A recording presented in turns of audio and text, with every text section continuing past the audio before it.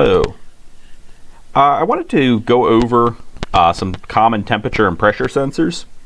And one of the things I wanted to point out is that in a traditional instrumentation class, you would probably go into a lot more detail about how each of these sensors worked. And I'm not doing that. I'm giving you a really broad overview of how a couple sensors work. The idea being that new sensors are coming out every day, and sensors are becoming cheaper, and I more want you to start thinking about how these measurements happen versus learning the specifics about how this sensor works or that sensor works. But I want you to think more kind of broad, because new sensors are going to come out and you're going to have to learn those as well, or not so much learn those, but be able to distinguish which ones to pick and learn what kinds of things we care about. So we already mentioned some of our considerations, and in terms of how fast we need to sample them, how fast they're going to respond to things, and just little considerations like that. So what I want to do is just go through a couple different types of sensors and have you get the idea of what we're looking for. We need to look at things like the range. We need to look at things like that as well. So I'm not being very articulate so far this morning, so this is great. But going into a temperature sensor, so I'll just start with that. In a couple different ways we can measure temperature. And probably in your freshman chemistry class, and probably up to this point, you're pretty familiar with a thermometer. And so that a couple of the techniques here, we got thermal expansion, thermoelectric, and thermal emission. And so for thermal expansion, your little glass bulb thermometer, it's got a liquid in it. Used to be mercury back in the cool days. Now it's some sort of little red alcohol. But the idea is that as it heats up, it expands. As the liquid heats up, it expands and rises or falls in that little glass capillary. And based on how high it climbs or how far it falls, we can get a temperature, as that little capillary is calibrated. I'll talk about bimetallic strips. For thermoelectric, these are the ones that are more common for instrumentation that you'll see in industry and in the lab. It's basically we've got some temperature, we've got a temperature, and we're somehow converting it to a voltage that we're going to look at with a computer or with some sort of display. And so I'll talk about each of those. And then thermal emission. So all these techniques work pretty well, but then there's some times where, like this picture on the right here, this is in a stainless steel foundry I took back in South Carolina. But the bottom line is he's got molten stainless steel, and out of the back here he's dumping slag. So when you melt a bunch of metal, stuff floats to the top that isn't the metal you want. So all the just all the dirt and all the stuff you have that can be in there, and he's basically just dumping that out. But if he needed to know the temperature of this, he probably wouldn't take a glass thermometer and just shove in there and try to read it. So this is probably 3,200 Fahrenheit, something like that. Instead, thermal emission is where you measure the radiation coming off of something. And I don't just mean radiation like gamma radiation like Chernobyl. I mean any of the emission that's coming off there. So in this case, it'd be in the infrared, and actually probably a little bit of UV as well.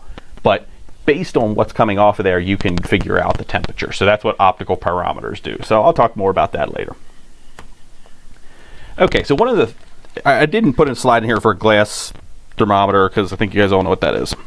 But a bimetallic strip, this is another method. And what you can do with this is, let's see, can I go over here? Yeah, there we are, pen. So I got two metals here, metal A and metal B. And the idea is that they're different metals, but we've like bonded them here in the center.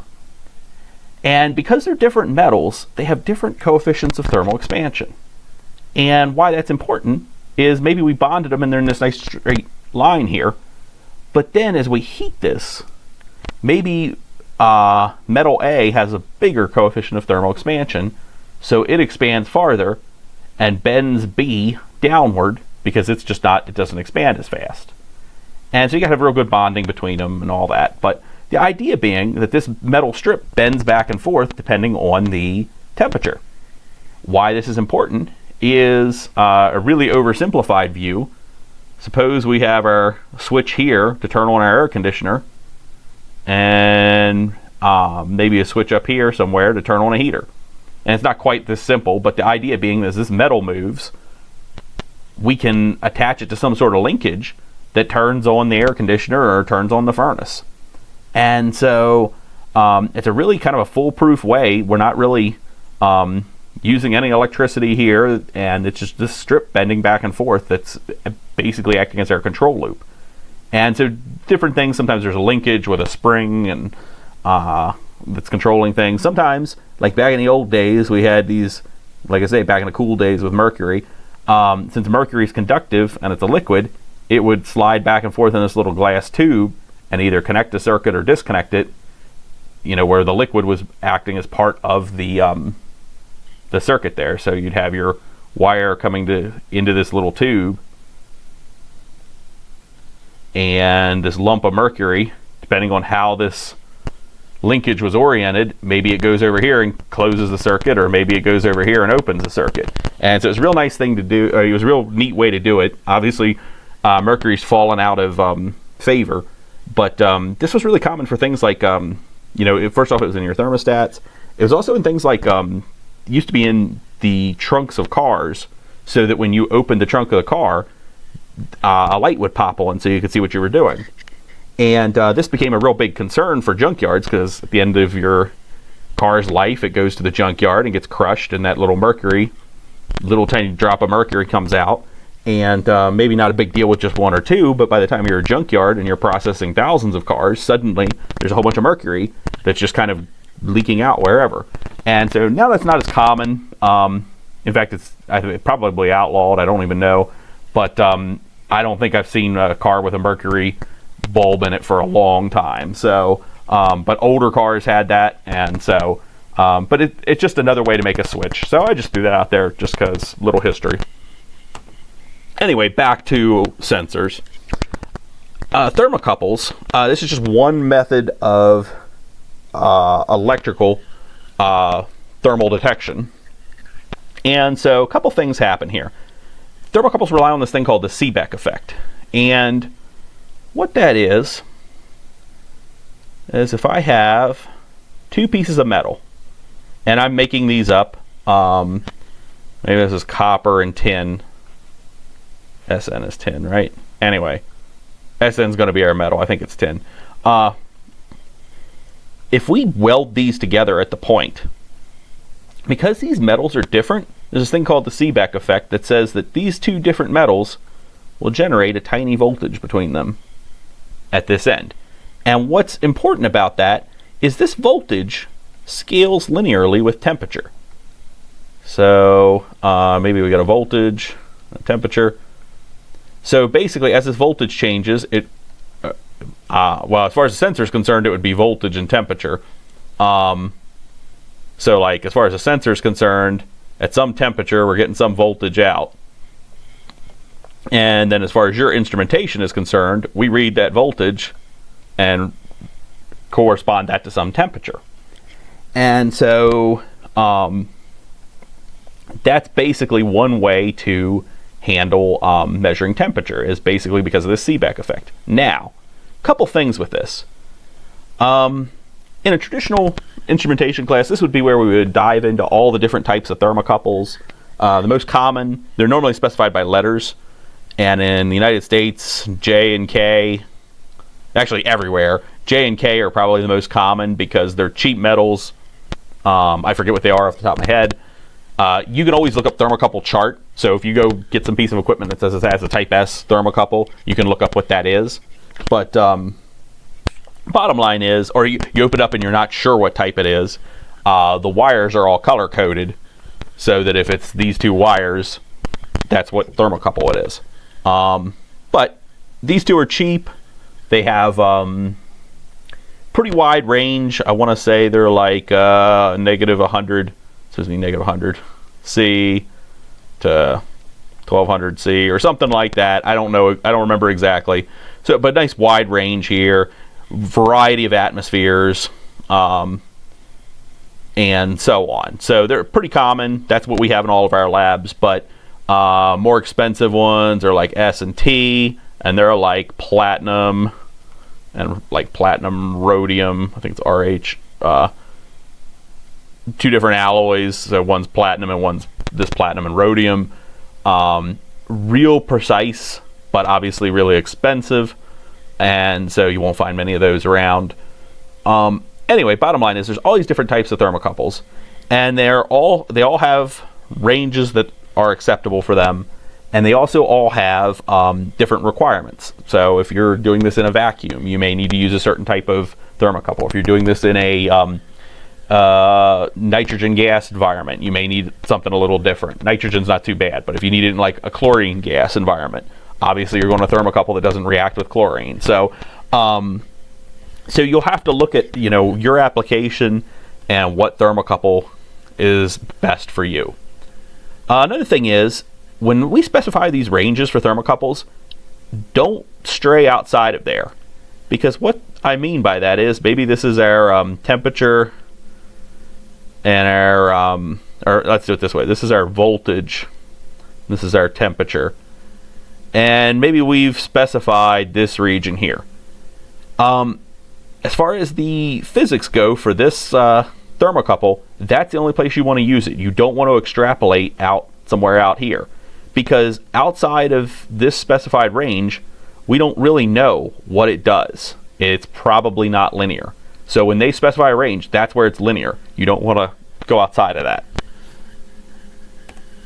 Okay, another thing that happens with thermocouples is, if you think about it, maybe I've got something like type S thermocouple, and I've got platinum and platinum rhodium.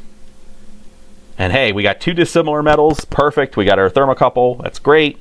We bring these guys back, and then we connect them to our copper connections to our data acquisition or whatever. And if you're paying attention right now, you say, hey, wait a minute, isn't copper a lot different than platinum? Isn't this a thermocouple and this a thermocouple? Well, yeah, it is actually. And maybe this isn't exposed to as high of a temperature, but we should account for that. And so what there is there's this thing called cold junction compensation, where you either attach another thermocouple, or there's a couple ways you can do it. But the bottom line is we basically have to subtract out this effect here. And the way we do that, most of your modules at this point have a cold junction compensation. You'll see it listed as like CJC, or you may have to, in software, you may have to enter the ambient temperature, or sometimes you'll see it listed as ice point. And sometimes they'll even put a thermocouple in like a water bath, an ice water bath, to like make that cold junction. Bottom line is, most everything, one of the things that's, like I say, is becoming very common now is, because sensors are getting less and less expensive, a lot of things have built-in cold junction compensation, whereas even 10 years ago that wasn't as common. So so that's one of these things that in a traditional instrumentation class we'd spend a whole bunch more time talking about cold junction compensation, but now it's just something you need to be aware of and check for and look around at, but may not need to be something that you have to do a whole lot with today. There's a little diagram down here. You can see there's all sorts of things. There's all sorts of junctions, and so they try to hold some of them constant. Anyway, I think you're getting the idea. There's also a thing called a thermopile, and what this is a big stack of thermocouples. And so what I mean by that is, suppose, if our regular thermocouple just generates a little voltage here, maybe instead we just tie a bunch of thermocouples together. I only did 3, but maybe you do 10, and you get bigger voltage. That works out pretty well, because we can basically do this. We can say, hey, I got all these thermocouples tied in series, And in the end, I basically can find like the average temperature across all of these. And it's a bigger signal, so maybe a little easier to read with certain things. Maybe I don't need quite as much amplification as I would if I just had one thermocouple. This works out pretty well, and plenty of things use a thermopile. But what you don't want to do is, if this is your reaction vessel and you're measuring temperature in bunches of places, these temperatures need to be approximately the same for this to work out. What you don't want is some big hot spot up here that's basically changing your whole average. These really need to be pretty close to the same before you can use a thermopile. And so if you don't know, or you're suspicious that they're not, maybe you got some mixing going on here, and maybe these aren't all at the same temperature, the thermopile is probably not your best choice. So moving on, another type of so those were all thermocouples, and they used basically the Seebeck effect. There's also this thing called a resistance temperature detector, or an RTD. In fact, there's a lot of argument as to what this actually what RTD actually stands for. I've heard it also. I've seen it written in textbooks, also as a device. It doesn't matter. It's one of these things that everybody just calls it an RTD now. But what's important is this resistance temperature part. And what happens is, if you think about temperature and you think about resistance and you think back to probably chemistry, or maybe if you take quantum physics or one of these classes, as the resistance heats up, or as the temperature goes up, the resistance goes up. And if you think about, having all these atoms here and you're trying to move an electron through there, if these atoms are moving faster, it gets harder and harder for that electron to go through there. And so that's why our resistance goes up with increasing temperature. So if we have a nice linear region where that's true, we can say, hey, wait a minute, at such and such a resistance, I should expect such and such a temperature. And so that's one way to measure temperature. Now there's a couple, and these are really pretty accurate. There's two things, though, that I should point out about them. They respond pretty slowly, and that has to do partially with their construction and partially with just how this heats up, or how, so let me go to their construction first. So typically you got these in some sort of housing, and it's either a glass tube or you got it inside this metal sheath or whatever. So if you take this and drop it into something hot, heat has to travel through this. In this case it's a Pyrex tube, and then we've got this vacuum here, and then heats up the wire. So like if I were to plot these out, and maybe this is time and this is temperature response, and suppose I did like a step change, like in reality we did something pretty close to that, your thermocouple may be like that. Your RTD may be a little more like that as this heats up. And so much slower response, but very accurate once you're there. The other thing that happens is there's a wire lead resistance problem. And what I mean by that is, let's see what happens. I'll go to the next slide. Okay. Actually, I'll go to the next slide just because there's more space to write, and I'll talk about this here. But so one of the real common thermocouples is a PT100, which means the platinum thermocouple, and it has 100 ohms of resistance. And I want to say that it's either 20 degrees or 0 degrees. I'm blanking out right now. Anyway, bottom line is we know the resistance, and I will just go ahead and grab that. Give me just a second here on the notes. But what's happening is we can predict the resistance, and or based on the resistance we can predict the temperature. And yeah, I think it's going to be 0 degrees. Anyway, in the case of, and I give you a homework problem with this, and I don't remember what numbers I use, so I'm just making this up as I go. But maybe our temperature is, it's going to be in the form of MR plus B. And that may be So our resistance is going to change, because I mean it's basically linear. That's a lot of work to say it's linear. Anyway, suppose we've got something and our RTD is 100 ohms. So here we are. There's our 100 ohm thing. And this is going to change with temperature. So you can think of it like an adjustable resistor. It's going to change with temperature. Now suppose my wires going there were 1 ohm each. So basically our whole system would be 102 ohms. And so we just have to account for this wire here. But now suppose I put that RTD like 5 stories up. It's in some, and I want to read it from some control place. Well, maybe now instead of 1 ohms, this is 10 ohms. And this is 10 ohms. First off, you can see that now my total resistance is 120 ohms. So that's going to look, if I don't change anything else, that's going to look like a totally different temperature than what is actually happening here.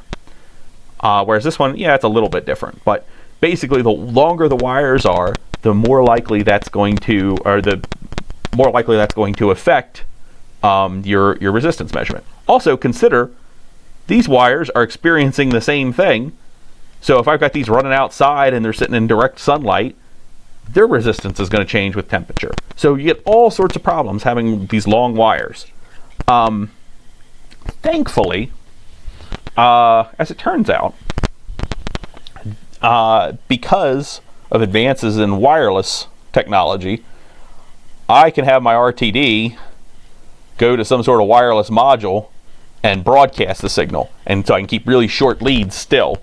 Whereas a few years ago, 10, 20 years ago, that wasn't possible. Whereas now I just basically can record the signal and send it over the radio instead of having to run long wires. So that's all I really need to say about that. This chart in the background just shows you, we choose platinum and for obvious reasons. We got this nice linear piece. Copper, same thing with it. Once again, you don't want to go outside of the linear region. We don't want to go out, some of these we get out here and it melts anyway.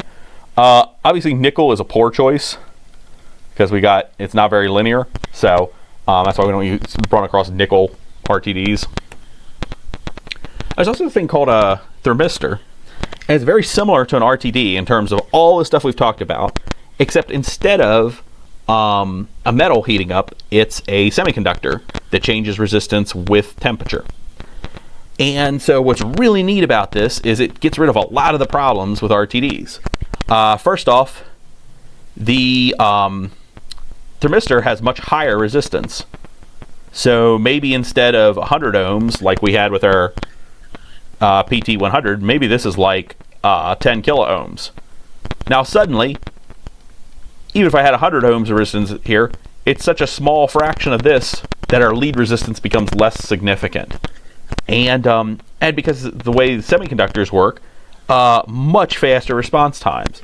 And so right now, if you're thinking, you should be asking yourself, okay, so I can get a cheap thermistor that responds faster and has, I don't have to worry about lead resistance quite as much. Why would I ever use an RTD? Well, that is because this may only be good to 200 or 300 C versus these you can see go much higher. So it really just depends on what environment you're working in. You may not be able to use a thermistor where you are, and these may be more susceptible to attack from the environment you're in. So be it too hot, too cold, too corrosive, whatever it is. And so even though these look like on the surface these will always be better, it's not always true. Okay, moving on. Optical pyrometry. It's really nice to be able to take the temperature of something that would be way too hot to touch with any of these other methods. And optical pyrometers have come down significantly in price, and that's what all these head scanning thermometers are when you go into places like I know in the schools and all, they do this to make sure you don't have COVID. They basically just point this gun at your head and take the temperature. In the old days, it was really expensive. I don't even want to gather how much this is, or guess at how much this is. In later years, in more recent years, a lot of mechanic shops have them so that they can, you bring your car in and they need to do some work to it. They can shine this little optical parameter at different parts of the car to see if it's too hot for them to work on. And like I say, now we're using it for measuring temperature on people's foreheads and so on. So all it's really doing is it's looking at what wavelengths, or inversely what frequencies of emissions are coming off of whatever it is you're trying to measure, whatever surface you're trying to measure. And it has to do with black body radiation and some of the stuff you learn in physics, so I'm not going to go into it too much. But we can calculate the temperature. We can also do things, and like I say, a lot of times it's used for higher temperatures. This is probably not as true anymore now that everybody's using them for taking people's temperature. We're typically not that hot in comparison. And you can also do things with these, like depending on what temperatures you're at and what's going on, certain operations you need to have UV shielding in place. So I mentioned back at the steel mill, at the stainless steel foundry there at the beginning, that it was emitting some UV. So maybe not a big deal if you're walking by there, but maybe a big deal if you're on the production line, that you have adequate shielding, so that most of the workers have a face shield over their face that blocks some of the UV, and so that they're not just getting sunburned and potentially getting skin cancer just from going to work. So welders use this, people who do plasma cutting, so on. It's all emitting UV, and one way you can determine that is with an optical parameter. So just a little side note there. Okay, so that was temperature. I'm gonna move on to pressure. I can't say this word, I don't speak French. I've seen it written a lot of times, and I even had Google try to pronounce it for me, and I can't make my mouth make the same sound, so whatever. Anyway, this is a really common pressure gauge on, you'll see it on gas regulators and all that. And the idea is, basically, as this pressure increases, so this would screw into whatever you were measuring pressure of, whether it be a pipe or a gas regulator or whatever. But it's, you got these little threads here, it's screwed into there. As this pressure increases, pressure in here increases, and this thing tries to unfold. It tries to come out and expand outwards.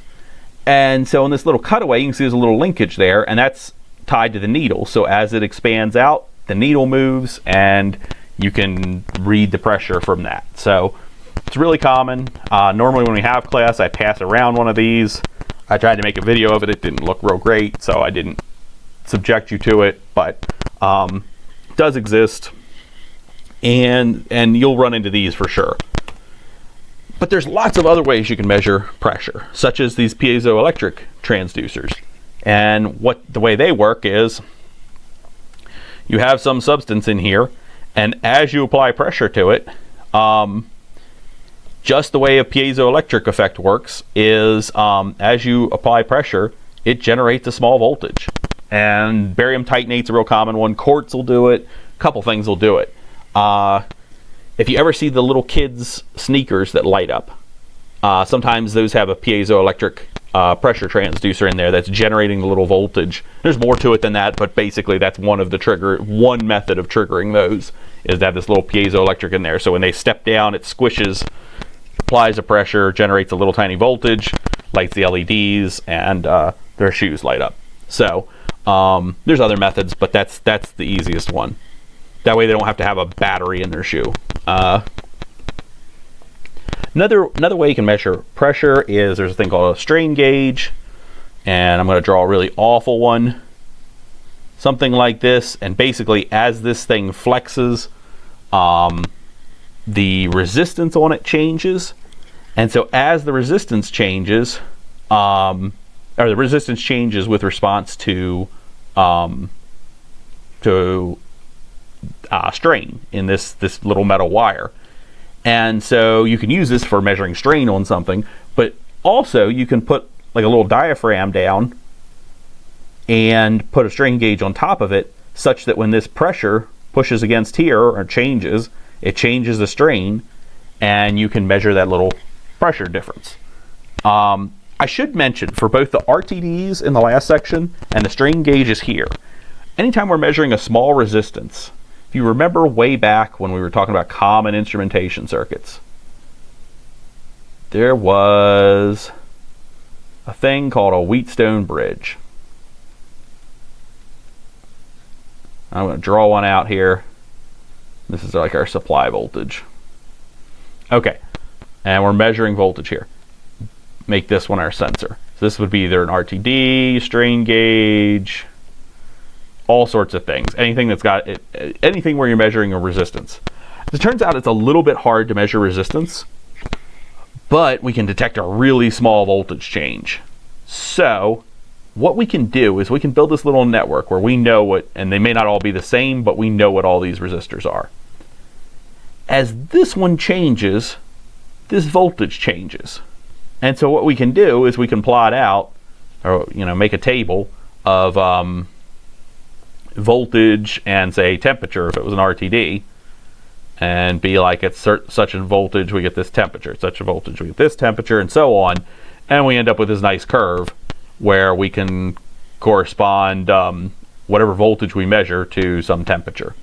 And this is, like I say, this is a Wheatstone bridge. And sometimes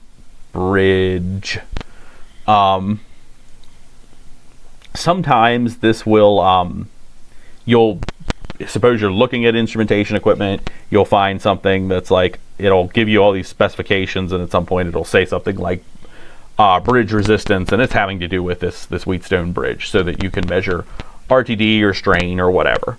You do want to pick something where these resistances are similar to this one. You don't want to, you don't want these to each be like 100 kilo ohms and then this to be like 1 kilo ohm. You want them to be similar. So anyway, so strain gauges, you can measure just strain, or sometimes you can find pressure gauges that measure pressure by deflecting this little strain gauge. Also, a thing called a parallel plate sensor, and if you remember from physics class, if you have so capacitors, basically you just have some sort of little dielectric in here, and you build up charge on one side, you build up charge on the other side. Anyway, one of the important parameters is this this thickness here. And so what can happen is, if we put this in, say, a pipe, maybe this is our pressure, and this dielectric is kind of squishy, so we can basically change this distance, which will change the capacitance between these two plates. And as long as we can measure, anytime we can find something that changes with response to something we want to measure, we can make a sensor out of it. So that's basically what's happening. One really nice thing with these is we can measure pressure. We can also measure vacuum, because this D will expand, and this distance between the plates will expand, and so we can also measure vacuum pressure, which is kind of a nice thing to be able to do. This one's a little more obscure, but you'll find this in vacuum systems. And I talked about thermocouples being a temperature sensor, but we can also use them for pressure sensing in a vacuum. And the idea being, suppose I got a vacuum chamber. Looks like that. That's a vacuum chamber. I've got a little heater over on this side, and maybe I've got my thermocouple over here. Now, if I turn on this heater, one of the things that's happening, we've got bunches of modes of transferring heat, right? We got conduction, convection, and radiation. And so what we do is maybe we heat this heater high enough that it's heating things, but maybe not high enough that we really have to worry about radiation. We'll have a little bit of conduction through here, but not much. We try to have things that keep that from happening, where we get a lot of conduction flowing through the vacuum chamber. So our primary mode ends up being convection. Well, think about convection. I'm going to do think about convection from your heat transfer, or mass transfer and heat transfer course. it relies on there to be a gas that's circulating around. And so if I'm pulling a vacuum here and I'm removing all the gas, what we should expect to happen is, as I pull the vacuum, this thing's heating, so we expect a nice high temperature. But then as the gas evacuates, convection becomes less and less. And so we can basically measure the pressure. We basically correspond our pressure to our temperature. This would be like time in this case. But we could say it's either temperature or pressure will both experience this little drop like this. So, like I say, really good for vacuum. Also, one of the things I wanted to point out with pressure gauges is that you don't just measure pressure with them. You can do things like, we can use a pressure gauge as a level gauge. So suppose I got a tank here, I want to make sure I'm not overflowing it. I can put a pressure gauge down here, and we know that the pressure at the bottom of this tank is going to be rho g h. So if I know what rho is, I know what g is, depending on what planet I'm on, and I can measure the height of this tank, or I can use the pressure to basically correspond to the height of the tank. I could, maybe we don't want this in meters. We could also say, we could calibrate this to present full.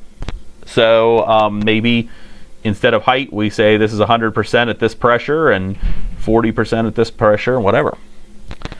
We can also use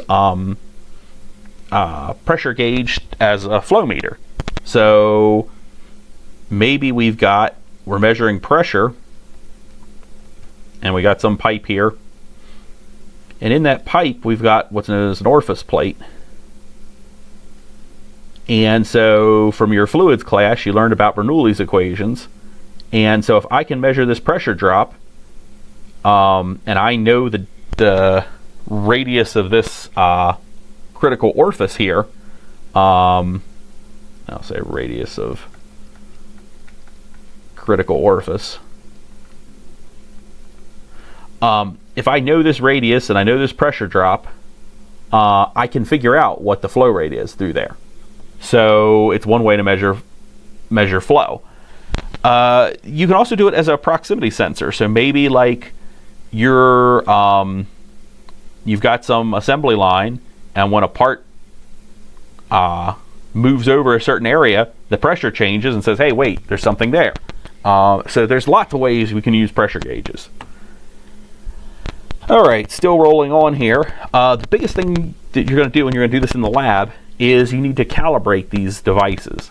And so what you can do is you have some phenomenon. So in your guys' case, you're going to be measuring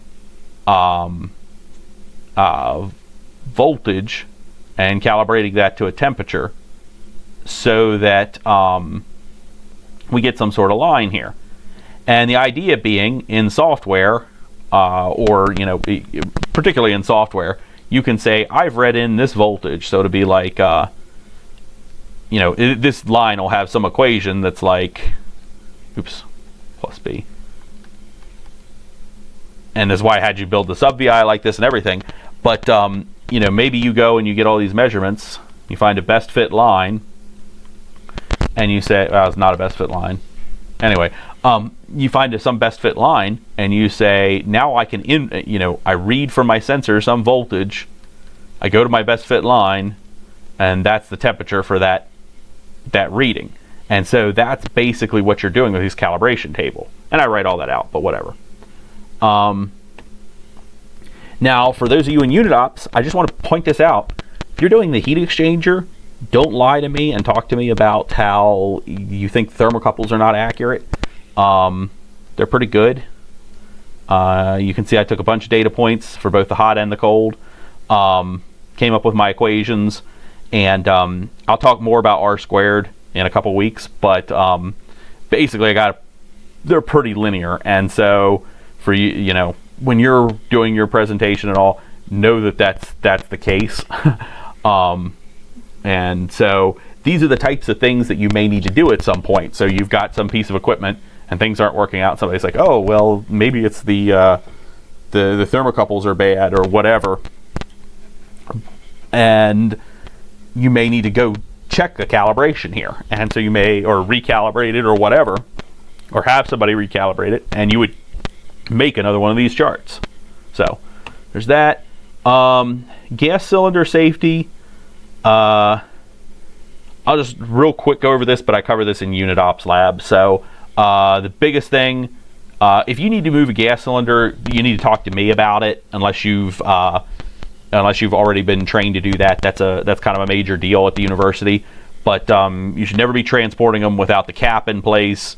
And when you've got them to where they need to be chained to the wall.